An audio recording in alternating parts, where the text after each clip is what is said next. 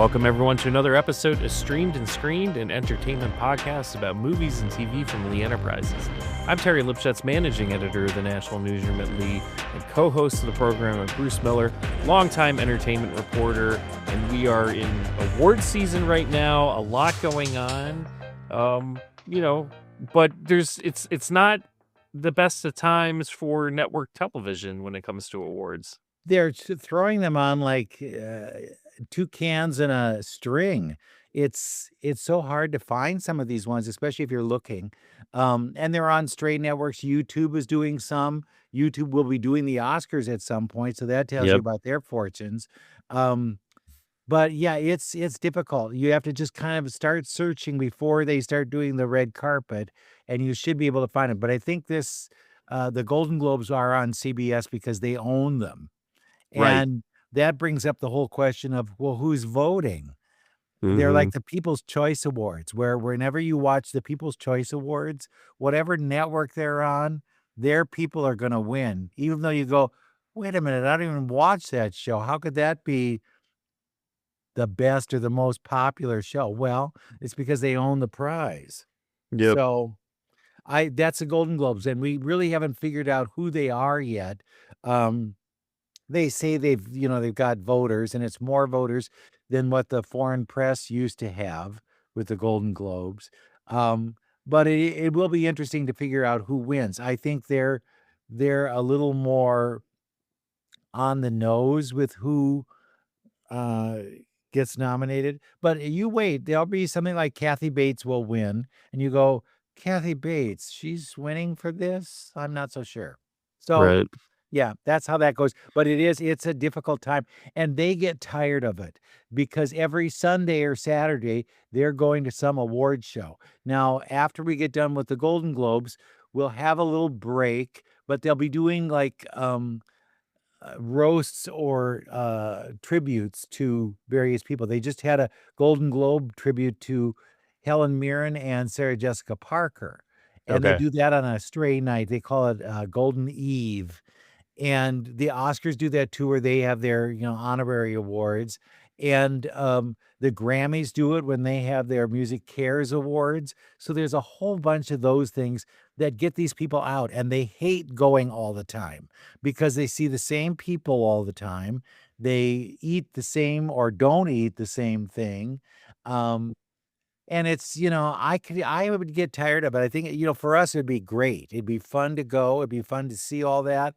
But who knows? You know what I mean? Right. I know it is kind of funny, like the truest of first world problems, like, I have to go to another party. But I mean, we all can be homebodies. I mean, Yeah. it's Well, nice and to there stay are home every some who once in a while. don't show. They won't show until the Oscars. If they get nominated for an Oscar, they'll show because that's Of a big course. enough deal for them. But they're not going to go to some of these other, like the Palm Springs Festival of Arts, or I don't know what they call it. But there's something where they announce the winners before they even come to the thing, and they'll go because they think that means that they're in the discussion. And people will start voting for them or nominating them for other awards. So Right. I think it'd be fun just to go to see who I would see there. Yeah. To be the fly on the wall who maybe had a few too many cocktails, right? Get the camera. We're ready to shoot this, right? It's a better video than you can get anywhere else. And, what's funny is that they're so kind of guarded when they're out in public and don't want to be seen or don't want to have a picture taken. And then they're in their own element with their other people, and it's free hunting for anybody. So, I brought up the network aspect of this, but right now, network TV, it's a struggle to get nominated. There's just not a whole lot. Like, obviously you'll see things, big productions like the American Revolution will presumably clean up come Emmy time or something for documentaries, but that's kind of an unusual thing right now because you're seeing, HBO and Netflix and these other streaming platforms are really just crushing it. Apple TV Plus is another, Paramount. But, Abbott Elementary is one that still is at the top of its game and coming from a traditional network. Yeah, well, and there are still good shows on network television. Don't cut that short, but either they've been rewarded before and people are tired of having them, or they're those kind of franchise shows that you go, "Well, no, this isn't special enough." Where Mhm. it's 3 CSIs or 3 Chicago whatevers or 3 Law& and Orders. That's not enough to attract attention. You have to Right. have something fresh and new, and then they could get in there, but it's difficult, and then ones like Fox don't even program series that much anymore. They're picking No. up series from Canada and running them as if they're fresh from them. So, Right. Right. I wonder how much also, you remember the old days, which really weren't that many years ago, but just going back 10 years ago, 15 years ago, most sitcoms, they were what, about 22 minutes, right? With plus commercials. And there would be 20 to 25 episodes a year.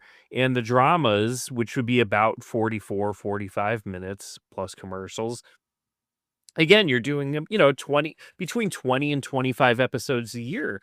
But since they relaxed the rules on, what makes a series, because what do you have to do? Like 8 episodes is the minimum, 10, something like that? and some have been nominated, like, with 2 episodes that are out there.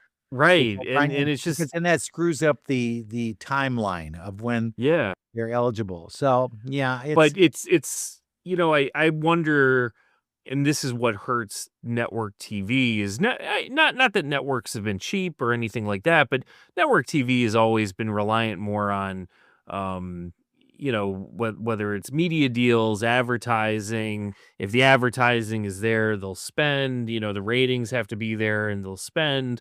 But if you're an HBO or a Netflix and you're not necessarily sharing all of your audience data out there, you can just say like, "Hey, you know what? I'm gonna do 8 episodes for a season of like a Game of Thrones or something like that, and we're gonna put money behind it, like theatrical kind of money behind it and do something." And if you're just a network TV, not that they're not billion-dollar corporations, but it's coming from a different business model, and like, it's tough to compete with that too.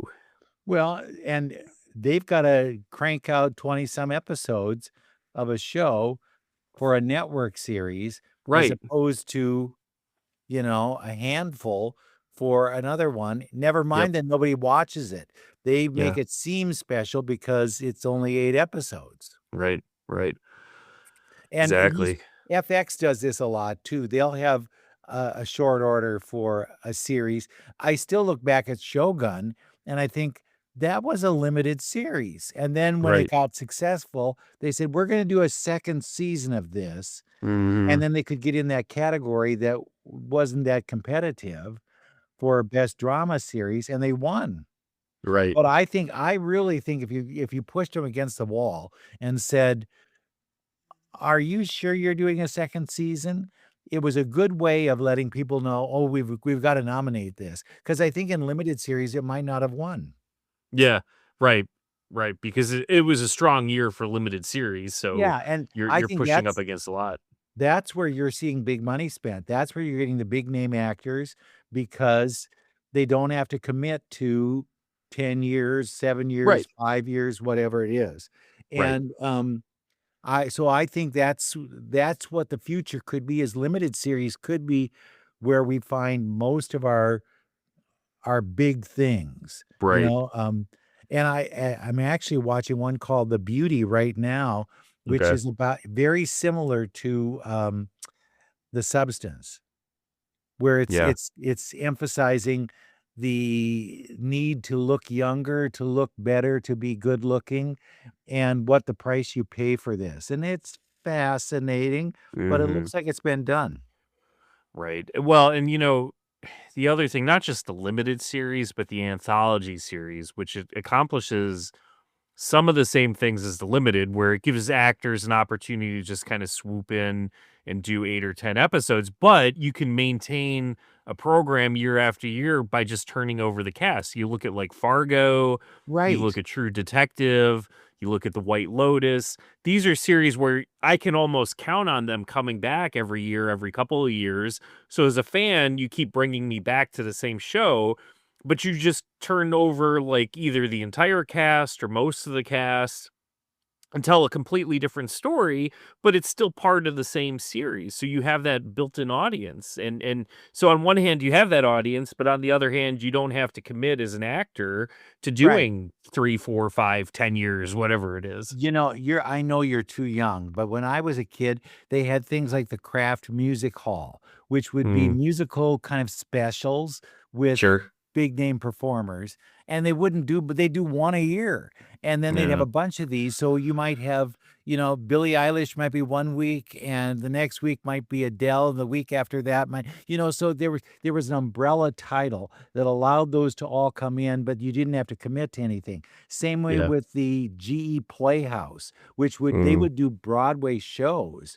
Um, and then we had some night gallery was one that um, Rod Serling was pushing. So there were ones like that where you could just drop in and leave.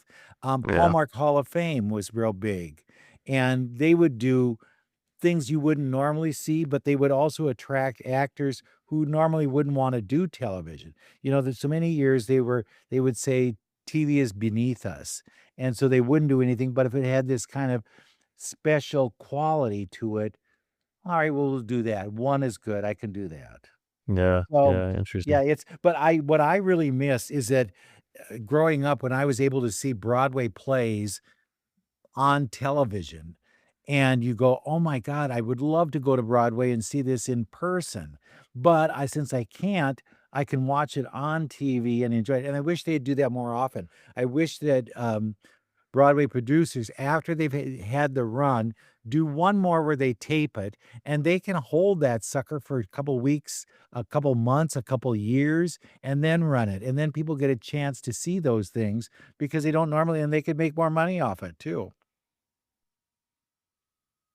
So Well, you had a I you talked to had an Chris. interview. Yeah, Yeah. I talked with Chris Perfetti from, Abbott Elementary. He plays Jacob, kind of the flighty one, if you will, Mhm. and, I asked point blank about what is it like being at those award shows where you guys are the only ones from a network show kind of holding the banner? Is it difficult? What's it like? This is the interview if you care to hear, and he talks about that. I think it's kind of interesting. Sure, it's Bruce Miller, it's the Sioux City Journal. Chris, how do you guys handle the high level of performers? I mean, you're all heavy hitters. Is that competitive? What is it like? It's very competitive. It's ruthless. We're Definitely actually watch out, right? we're not on speaking terms right now. It's cutthroat. Yeah. No, it's thrilling. I mean, I feel like they up my game every day. They're all so funny and they're for some crazy reason unbelievably generous and kind as well. And so yeah, I'm just trying to get on their level. It's so much fun. Which partnership works best for you? Which one do you like being with the most? Oh, it's an impossible question, Bruce, but I really like them all. I think Quinta wrote very specific people. She wrote kind of a seven-headed monster. And so any combination of them, because they are so specific, works for me. Right now, I guess it's sort of seasonal. We're capturing a moment right now between Jacob and Ava, and I think those characters have, a lot of potential to really set each other off and show up for each other. It's comedy gold, I think, Jacob and Ava, and so I'm having a lot of fun doing that, but it's hard.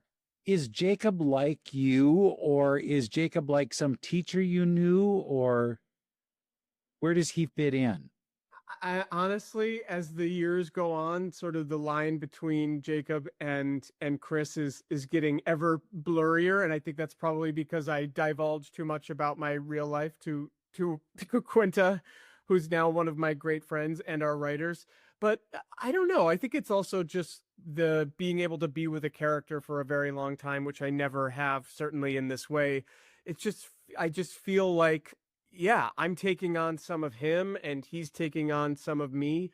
Um, but no, he's not really based on anybody in my real life that I know. I think I didn't see anything interesting about trying to study a teacher. I thought what Quinta wrote was very clear to me. I knew who those people were who are constantly sort of putting their foot in their mouth and who are a social puppy dog and overeager, and he really feels like a Shakespearean clown to me. And so it just felt like it was all there for me on the page. Could you be a teacher? Do you think you'd be a good teacher?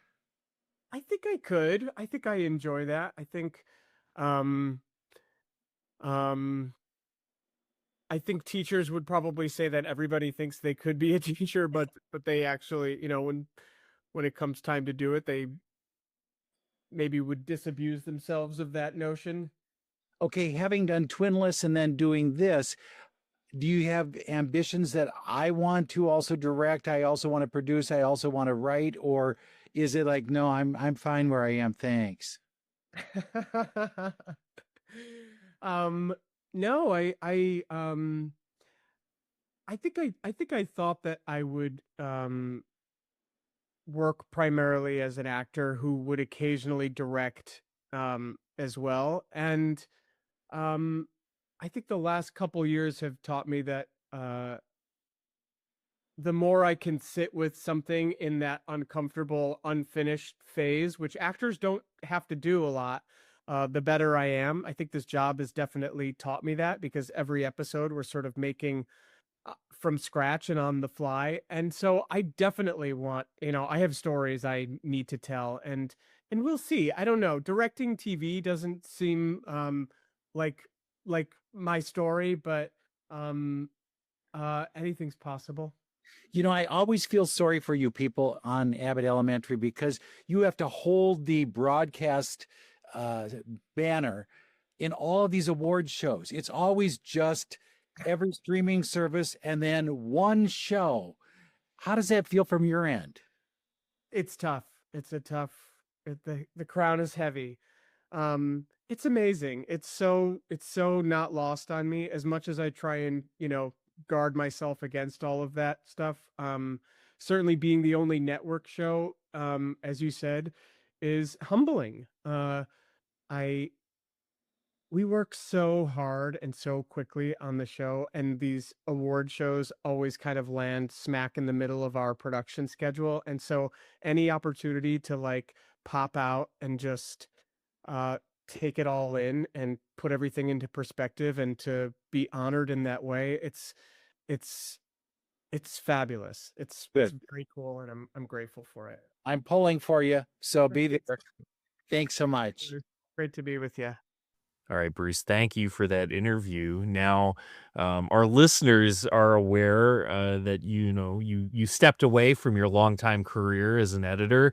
You're still writing. I mean, you're not done. You're not On that retired. But you stepped away from your full time career. You never retire, and I think I'm busier than I ever thought I was. But one of the things I had to do was move some of the boxes that I had at the office out of the office so somebody else could have the office. And in there, I ran across these binders, and used to be very organized. You would be very proud of me. If you saw the organization of this, but it was negatives. And back then we had black and white negatives. That's all we shot was black and white film. Okay. And I have all of the interviews that I had done in the late 70s and early 80s in these binders. And it's like a gold mine. I pull a strip out and look it up at the light so I can kind of see who it is. And then I realize, oh my God, that's so-and-so that I interviewed back in 1985. Wow. And so I ordered the equipment that I can actually look at these and see what's there. But hit on the last day of MASH. I was there for the final shooting of MASH, and I have a lot of pictures from that where they're hugging and kissing and around the set. You get to see what the set looks like. I thought it was kind of fun. And then Wow. big stars when they would do one shots at the thing. I was on the set of the Thornbirds, and you'll see Rachel Ward and Richard Chamberlain and what that place looked like. It was the most incredible set ever, Dragita. But I have things like that are in there, and I think if I pick out a few of them, people are going to go, "Wow, that's interesting." For me, it's proof that I actually did these things. See what I mean? I'm not lying. I'm not making this up, but they've held up quite well, considering they've been in a box for all these years, and I Sure. just never looked at them. Wow. What's the most interesting or fascinating thing you found that maybe you forgot about? Well, Have that you MASH bunch, that was I remember that day like it was yesterday. It was incredible. And talking with the cast because they were just mingling and they were shooting one final scene, and it was not the final episode. The final Right. episode was a movie, but Yep. they were burying a time capsule, and they made mistakes while they were shooting the thing, and then they finally got it done, and they said, "That's a wrap. That's the end of MASH. Thank you and goodbye." And they all started hugging and kissing, and you could talk to any of them as long as you wanted and look at the set and check everything out. It was much different then. Now, we were at this set of Friends when they were like winding things up, and my God, it was like armed guards keeping you away from anybody. And so it was a different atmosphere back then. And going and visiting the homes of some of the celebrities, and I think that's in there as well. Wow. And so looking at it, it's great reminders of what went on. I do know I have colored photographs somewhere because the network used to shoot those, and they would hand them to you and just say, Yeah. "Here's some pictures we took of you." And the black and white ones, I had my run of happy and not so happy people. It was funny. Michael Reagan died just recently, and they made a big point of saying, "Do not ask about Ronald Reagan when you talk to Jane Wyman." Jane Oh, Wyman was in Falcon Crest, if that name rings a bell. sure. And I thought, well, come on, don't drop bait like that to me and tell me I can't do it. So I said, well, here's what I'll do. I'll ask her about Michael Reagan because Michael had just been in Sioux City, and I Yeah. spent a night visiting with him. And I said, well, I just happened to, I saw your son this last week. I said, he was so fun. And she said, oh, he's nothing. She said, you got Merm. Merm is a good one. That's Maureen Reagan. She said, she's lots of fun. And that got me open and into talking about it. But I found that was kind of strange. And he wasn't a very nice guy, and very willing to talk to people in Iowa because he was, thumping for his dad. But Sure. that was interesting. And then one time I had Anne Margaret. Come on, Anne Margaret. Here Right. she is, and it's Anne Margaret sitting across the table from you. And I pull up my camera to take a picture of her. And suddenly I feel this like the wrath of Khan on my arm. And it's her husband, Roger Smith, who everybody said was so sickly that he could barely be there, but he was coming anyway. He had the Vulcan pinch on me, and it was the worst. He said, you take one picture, she walks. And I said, oh, fine. I won't take any pictures because I was told I could. But Mhm. no, he says you can't because they wanted to control all the Sure. photographs. Yeah. And I'm sure in that process there are some pictures that I took before I got stopped. So I'm trying to look to see if I have something like that in the mix of things. I posted a picture of Tom Cruise, and he looks so I kiddish. He know. looks like I he's know. 12. Yeah. And I had Christopher Reeve in there too, and that was when he was doing it was some movie after Superman, but Okay. before his accident. And he looks like $1,000,000. I mean, I have Tom Cruise as a young kid. I mean, not Tom Cruise, Tom Hanks as a Oh, young okay. kid. And Tom Hanks as a kid, you go, I don't know him like that. But this was around the time of Bosom Buddies, and just real fun. And Macaulay Culkin when he was in Home Alone. So all Mhm. these are in these negatives somewhere, but until I get the equipment to actually look at them, I'm not holding each one up to the light and seeing, I think that's so and so. Yeah. But yeah, so we'll see what we get from it. It could be something good. And if you watch social media, or I'll let you know when I'm going to post something that's interesting, Yeah. you'll get a chance to look at that stuff. Yeah. Could you see yourself doing like a photo book or some sort of retrospective? Because this could be fun to do. People always ask, "Are you gonna write a book?" Well, no, because I don't know who would read it, to be honest with you. But when Hmm. I see these pictures, these are there's not that element where you're kind of putting your own 2 cents in. Right. It's there, it's the picture. You Yeah. come with what you so it could be something if anybody would be interested in it. I don't know that anybody would wanna look at them. So Yeah. we'll see if they do well on social media, and then we Yeah. can go from there.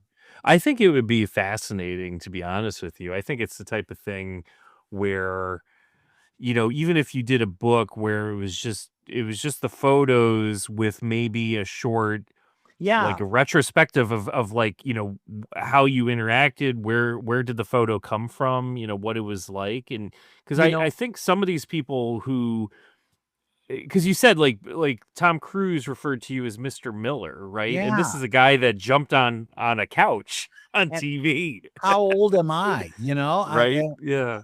At the time, I'm sure we were very much close in age, and Right. now I mean, yeah, the age distance between you and him isn't that great. You're a couple no, years older than him, but right. yeah, it's kind of funny to think about. Yeah, and it's the stuff that you remember. When I look at these pictures, I can recall things like crazy. It jogs the memory. And then I can go back and look in newspapers.com, which, by the way, if you folks haven't done that, go to newspapers.com. You can find more stuff. And if I remember the right date and where it was, I can find the story and I could match it all up. Yeah. So it's not like I'm lying. This is not my nursing home story. But, it is something that I think people would like to see only because I covered the business for so many years. Yep. And, when you're talking to Lucy and you're talking to Mary Tyler Moore, all those ones we used to watch on a Saturday night, where you Yep. wouldn't leave your house on Saturday night because you had All in the Family, MASH, Mary Tyler Moore, Bob Newhart show, Carol Burnett show, and you just sat and you were there, you were hooked. And then as Yeah. soon as that was over, you had a half-hour break, and then Saturday Night Live started. And in there are Saturday Night Live photos too, where I was on the set of Saturday Night Live. And so I think there's something there, but I'm not sure what it is. Yeah. Yeah. It'll be interesting. I mean, I know my dad years ago bought some sort of scanning device where he was trying to take old slides and convert them into digital photos, and it's so time consuming, but at the same time when you unearth things, it can be so rewarding also because it just starts jogging the memories of like, Right. oh yes, that's where Yeah. I was. I was willed the family, slides and projector and screen.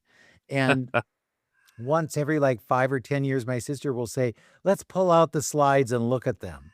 And it's Yep. like, "Oh, do I wanna mess with that? No." Right. No, no, So but this could be like the slides where yep. they'll go back in that box where they came from, and I'll never see them again, but I do think there is value for some people because of the times that Yep. we were in, and, fascinating kind of stories that might go with it. Yeah. Yeah, that's interesting. All right. Well, I'm intrigued and I'm curious to see what comes out of this project of yours. Terry, could be our first streamed and screened, volume. Volume There, 1 there you go. of the Volume print 1. yeah, the print accompaniment of this, There you go. It'll be right? ready for Christmas next year. Yeah, Start Christmas start ordering now. 2030. All right. Well, on that note, thank you for listening and tune in again next week for another episode of Streamed and Screened.